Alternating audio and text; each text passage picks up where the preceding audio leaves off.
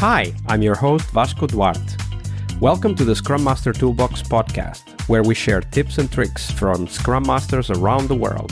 Every day, we bring you inspiring answers to important questions that all Scrum Masters face day after day. Hello everybody, welcome to our Team Tuesday this week with Jaques Smit. Hey Jaques, welcome back. How's it going, Vasco? So Jaques is joining us from New Zealand, and we're going to talk about the book, but let me just say to everybody, Jaques himself is a writer. Look into the show notes to check out his latest work, which I believe is called The Eye of Winter, right? That's correct, yeah. Just released today. Absolutely. Well, what a lucky day indeed. Today, as we record, for those of you listening in the future, the book is already released. Yes. But talking about books, of course, on Team Tuesday, we always start by asking, what was the book that most influenced you in your career as a Scrum Master, Jaques? I was on a call with Clint that we talked about in the previous episode. Clint and Keith, indeed. Yeah, Clint and Keith. And he recommended me this one, Leadership as Language by David Marquet, when this was just released.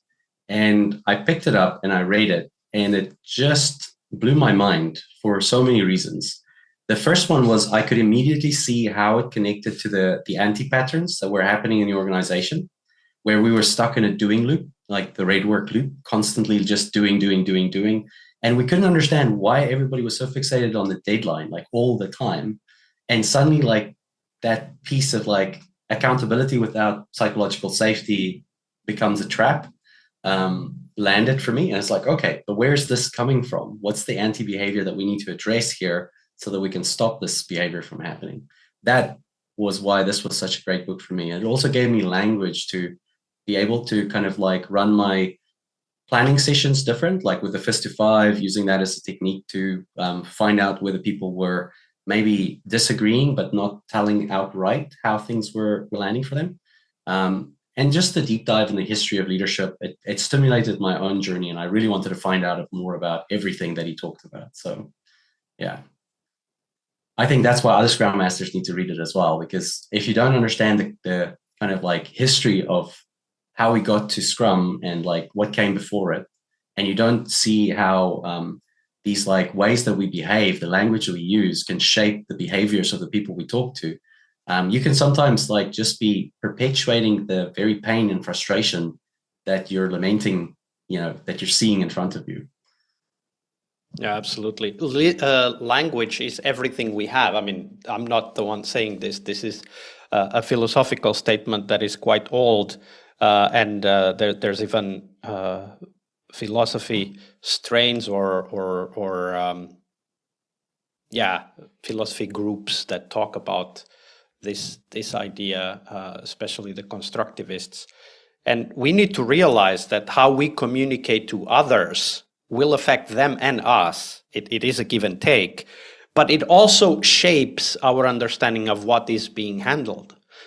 This is why I really like to use the A3 thinking or the A3 report from the Toyota production system, because it is a system that invites us to go deep and understand what really is going on. And Deming used to have this system of deep understanding, right? That was what he said manager's job is to go in and have deep understanding of what is happening. And I really like the book. David Marquet has been a guest on the podcast. I'll put the link on the show notes as well. But the language really is, because we work with people, language is our work medium. We work through language. So it's a really great reference. I don't think it has been referred to, that book, here on the podcast. So I'm happy you did, and definitely recommend people go and check it out. Now, this is, of course, the book, but we talk about the book as it informs us also how we look at teams and how they work. Right? And sometimes maybe they are stuck in a negative pattern. That's what we like to talk about here on Tuesdays, so that we can create our own library of negative patterns so that we might be aware of them in the future. So tell us that story, Jaques, the story of a team and how they behaved. What were those little behaviors that they had that over time, even though they might have started very small, eventually grew and created problems for the team? Yeah. So in this one, I'm really thinking about the specific team I'm thinking about is a current live team that work on a very important product for the company that they work for. And they have a very long history. They've been around for about 5 years working on this product, which is a long time in game development. Even games as a service, 5 years, 6 years, that's where the games start kind of like going away. And what I've noticed is that the team is financially doing well, the product is doing well, but it burns the product owners like nobody's business. The team like has a way of just burning people out and kind of like rotating them frequently. And doesn't matter how many people we shift, like the team shifts entirely and still the same patterns persist. And a lot of that has improved now from steps that's been taken. But when it was at its worst, what we started realizing was this, I don't know if you know about the drama triangle, but the drama triangle is a really strong concept there. So the drama triangle is the idea that one person is the victim and another person is the prosecutor. And then there's the kind of like the enabler on the other side. So the victim and the persecutor, they don't get along. So the victim goes to a support person and the support person tries to deal with the persecutor. But the persecutor and the victim never actually work it out together because there's always this kind of like triangle of drama. Like I don't get along with you, you go complain to this person, that person complains to you, and then you get angry with me. And so we continue in this kind of like anti-pattern triangle where we're kind of destroying ourselves. And we needed to get a handle on this because like if someone didn't get what they want, they would just circumvent and go to a higher authority, knowing that it was a really important product for the company, get whoever they can to back them, and then come get their way by getting it back down. So, and this was happening repeatedly, right? Like even though there were different issues, the pattern was somebody wanted to do something, the team didn't agree, so they went above the team, tried to get some support outside the team, and then pushed it from the outside into the team. Yes. And that would eventually, whoever was being forced to comply would eventually burn out, leave the team, and then someone else would replace them. And like many different diagnoses had been given because the pattern wasn't really that visible until much later on. But what would essentially happen is like, first people said, no, it's a skills problem. The people there didn't have the skills. That's why they couldn't do it.